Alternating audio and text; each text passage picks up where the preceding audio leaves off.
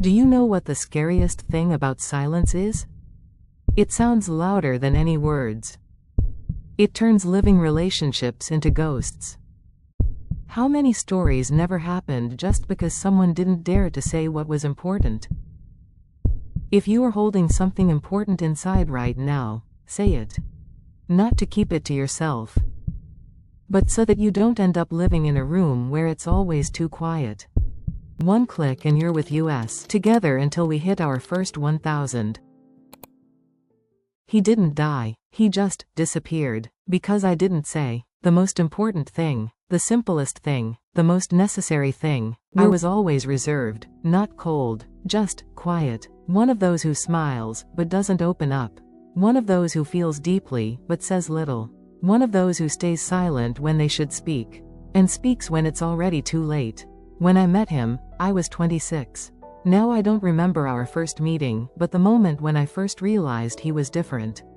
Not because he was handsome, not because he was special, because next to him I didn't need to pretend. He didn't speak loudly, but he was there. He didn't make grand gestures, but he noticed everything. He remembered what tea I liked.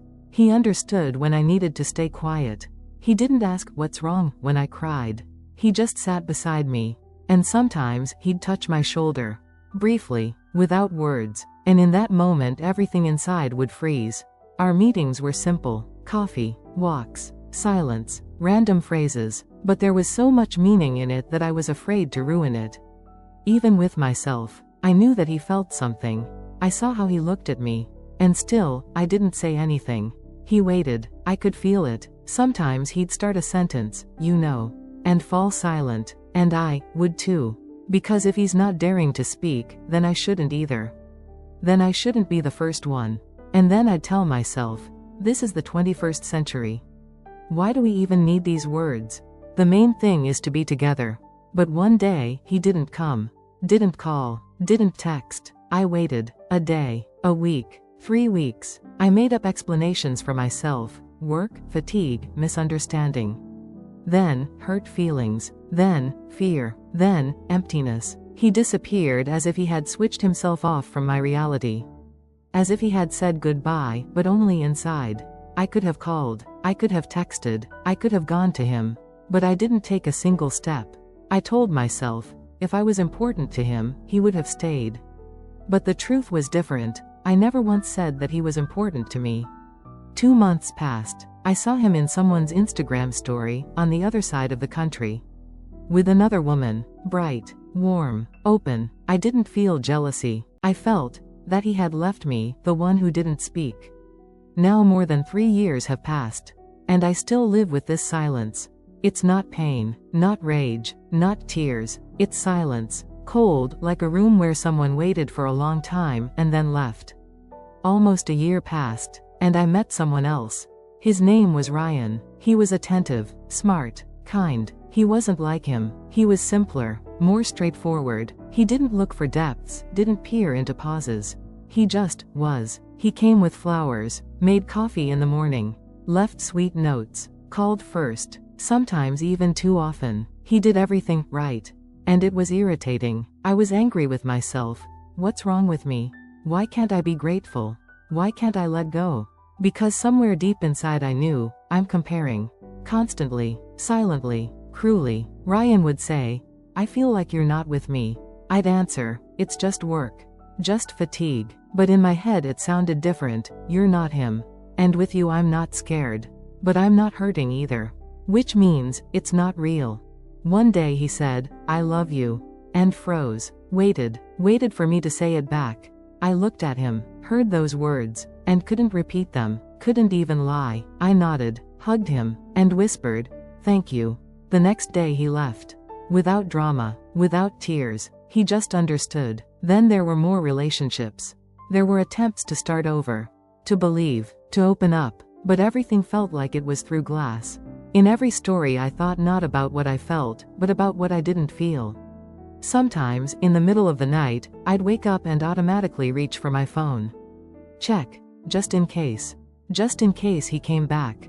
Texted, called, but no messages. One day I finally wrote, I don't know if you remember me, But if you do, I just want to say, I loved you. I just didn't say it. Then, I couldn't. And now, it's too late. Just know that. I didn't hit send. I just left it in drafts. Somewhere among my to-do lists, shopping lists, and reminders. A few more months passed. I started thinking about him less as a person, and more as a symbol. As a moment in life when I could have spoken, and didn't. Could have taken a step, and didn't. And that was scarier than losing someone. That was losing my ability to feel. I knew, if I ever meet someone again, I'll speak. I won't stay silent. I won't be afraid. But every time I met someone, no one was real enough to make me want to risk it. I wasn't looking for love. I was looking for a feeling that would finally outshout what I didn't say back then. It was an ordinary evening. I was coming home from work. Headphones, snow, people, everything as usual. I hadn't checked my mailbox in a long time, only bills came there. But this time I opened it for some reason. An envelope, no return address, neat, clean, slightly crumpled. I stood holding it, not understanding what to do. And inside, suddenly that feeling rose up. The one I had kept locked away for so long. I knew who this letter was from. Not by the handwriting, not by intuition, but by how scared I suddenly became. I went into the apartment. Didn't take off my coat. Didn't take off my shoes. Just sat on the floor in the hallway and tore open the envelope. Inside, one sheet. Neat handwriting. Black pen. No, hello. No, how are you? Just this. I waited for a long time. Waited for you to say something. Not because I needed recognition, but because I wanted to hear that it wasn't just inside me. You looked, as if you knew, but stayed silent, as if you still doubted. I tried to guess. Are you afraid, or don't you want to? And every time I came to one conclusion: if you're not speaking, then the answer is no. I left not because I stopped feeling, but because I got tired of fighting the silence. I'm not angry. I just don't wait anymore. Take care of yourself. Don't stay silent anymore, not with those who are ready to listen. I reread this 10 times. Every line, like a blow.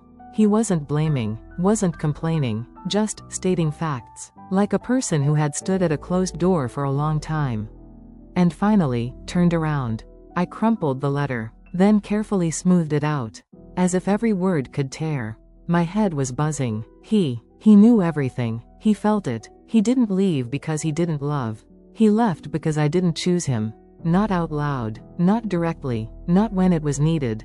And now, it doesn't matter. I cried, without holding back, not in a feminine way, but as if something I'd been hiding all this time had been torn out of me. I sat on the floor, next to my boots, with my bag, with wet hair, and repeated, why didn't I say it? Why didn't I say it? That night I didn't sleep. I reread old text conversations. Our photos. His gifts. Even his playlist that he once sent me for the evening, if you get sad. Now he was more than just an ex. He was my biggest, almost. And I understood. I'm not afraid that he won't come back. I'm afraid that I'll never be able to love like that again. Because next time, I'll already be speaking. But not with the same voice. And not with the same heart. This letter wasn't a goodbye. It was a sentence passed on silence. After the letter I didn't write. Didn't call. Didn't look for him on social media. Didn't ask mutual friends. Not because I didn't want to, but because I understood that I was too late. He gave me all the time in the world. I just wasted it. But something strange happened a couple of weeks later. First, it suddenly became easier.